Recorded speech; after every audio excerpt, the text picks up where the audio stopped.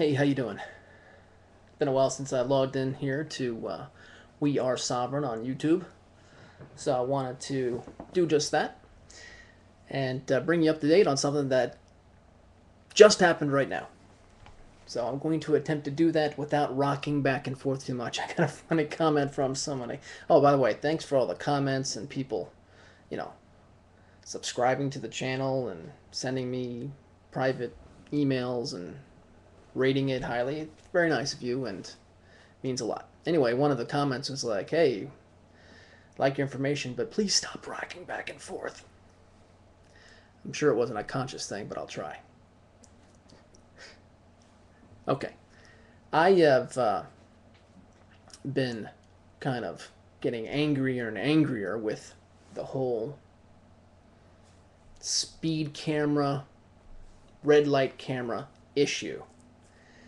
Because as you kind of get more and more involved mentally, emotionally, psychologically with anything having to do with the liberty movement that's gaining steam, everything starts to really bother you, especially right in your face financial scams like this, because it's much closer to home. You know, all the banker bailout and Wall Street crap for a lot of people is still at a good arm's distance, arm's length away.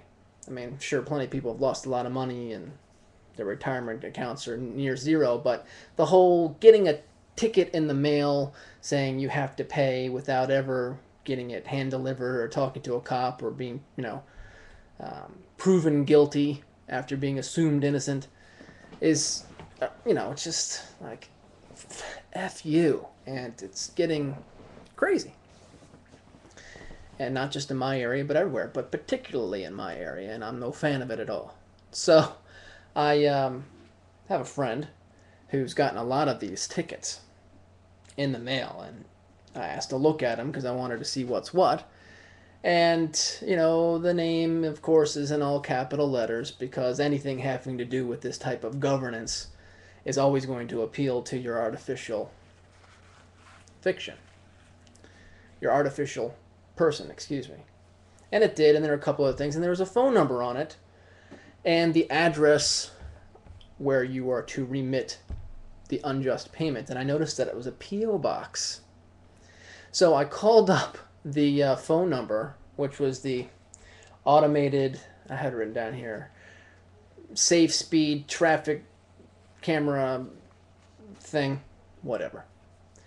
And I asked them, are you a police officer? I said, no, I'm one of the civilians that work here. It turns out most of the people that work in this evidently small office here in my county are all civilians.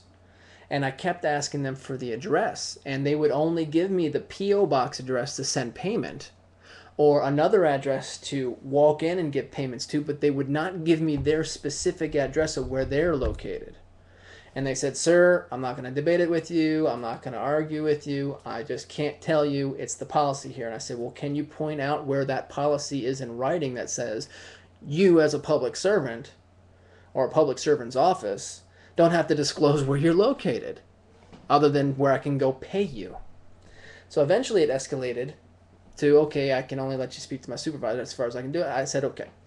And a fellow named Captain Damsky gets on the phone, and I said, Captain Damsky, are you a police officer? And right off the bat, attitude. Right off the bat. Well, that's what to put the name Captain in front of me. I guess that's because I'm a cop or a police officer. I guess so. And right off the bat, completely antisocial and completely authoritarian and you're crap and I'm this and yada, yada, yada.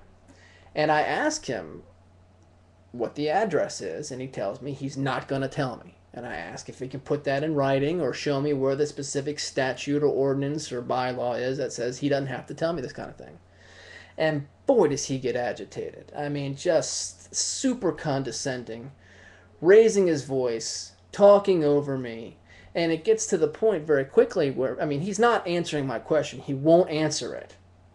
So then he says, after trying to canoodle who I am, what my name is, and if I have a citation and that kind of thing, which I don't give him. I mean, I have no reason to tell him who I am for him to be able to disclose public accountability information.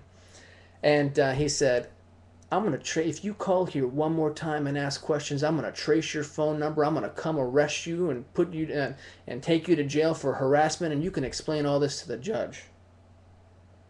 Well, I didn't like that very much, and I let him know that, not in an uncivil manner, but it devolved pretty quickly because he just kept talking over me and wouldn't answer the questions and hung up.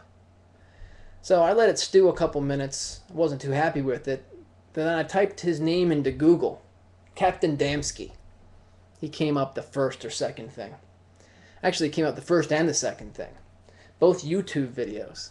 So I watched the YouTube video, and it's him before the county government here in my area talking about the Montgomery, or the safe speed, Montgomery safe speed automatic camera stuff, and how it's what the statistics are about reducing accidents, and how $16 or $17 of each $40 up to $40 ticket goes to this private organization that owns all the cameras, maintains them, calibrates them, everything like that. And after watching this video and seeing who this guy was, I called him back. And of course, one of the civilians answered, and I asked for Captain Damsky again, and he gets back on the phone. What, is you again type of thing? You're pulling me out of that same meeting again. What do you want? Make it quick. The silence that you're hearing right now is the lifeline of this call about to go away. Just completely arrogant. Like, completely just above everything. No accountability. He has to answer no questions. I have to listen to him, or he's going to threaten to come to my house and rip me out of my house and take me to jail for daring to ask him questions. Oh, God, that pisses me off. I really hate a bully that thinks he's a bully because of a badge. I hate a bully anyways, but especially a badged bully. Anyways, I say, Captain Damsky, I just watched your video on YouTube, and I wonder how you would feel if I decided to go before that same county government board and explain to them how you told me that if I were to call there one more time asking questions again, that you would trace my number down, come rip me out of my house or whatever, and take me into jail and arrest me for harassment and throw me before a judge. Boy, did his attitude change like that. Everything changed. Now, a couple minutes later, when he was saying, got any more questions, because he just wouldn't answer them anymore, and I had to keep asking the same thing over again. He said, you just keep asking the same rhetorical question. I said, the only reason it's rhetorical is because you're not answering it.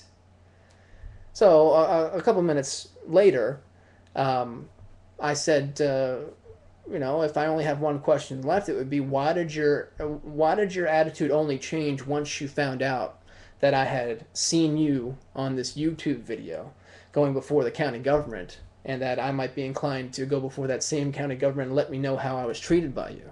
Completely denied it. But he told me, once he had changed his attitude, he said, the whole reason, honestly, you want the honest truth about why we don't disclose our location? Because our program here is not always as well received as we would like, and because we're staffed mainly by civilians, we're afraid of what he alluded to being physical violence or retribution against the office from the public. And I said, so you want me to take as the real reason you won't disclose where you're located? Even though I'm telling you I'm not coming there. It's not for me to show up and expect public access. I just want to know where you're located, like you know where I'm located. You want me to believe that the real reason is because you're afraid of the angry mob coming and performing acts of violence and vengeful retribution against these unlawful traffic tickets. Wouldn't answer the question. He knew it sounded ridiculous. I just thought that you should hear about this encounter because he was so condescending. Such a jerk. And felt like he didn't have to answer anything. But when I posed to him the question if he were to pull me over at a traffic stop, and I didn't want to give him any of my information because of public access reasons, how he would feel about that, he made sure to let me know that it's the law and I have to give it to him, where he apparently is above the law. Anyway, rate, comment, email me, subscribe. Talk to you later. 10 minutes is up.